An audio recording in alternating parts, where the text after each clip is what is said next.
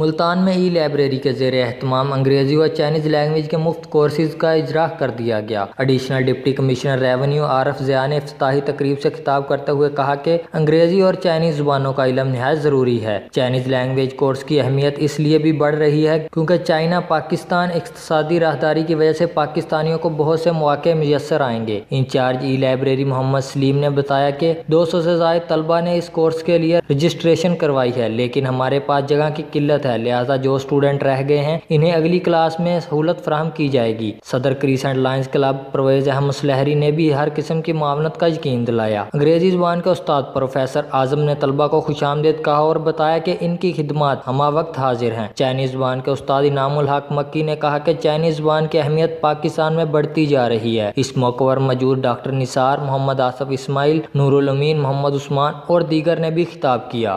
ہم لاتے ہیں ٹاپ نیوز، آپ کے فیورٹ ٹاک شوز اور انلمیٹڈ انٹرٹینمنٹ صرف یوٹیوب پر۔ اگر آپ نے ابھی تک ہمارا چینل سبسکرائب نہیں کیا تو ابھی سبسکرائب کریں اور بیل آئیکن کو کلک کر کے ہماری لیٹسٹ ویڈیوز کے بارے میں اپڈیٹ جانیں۔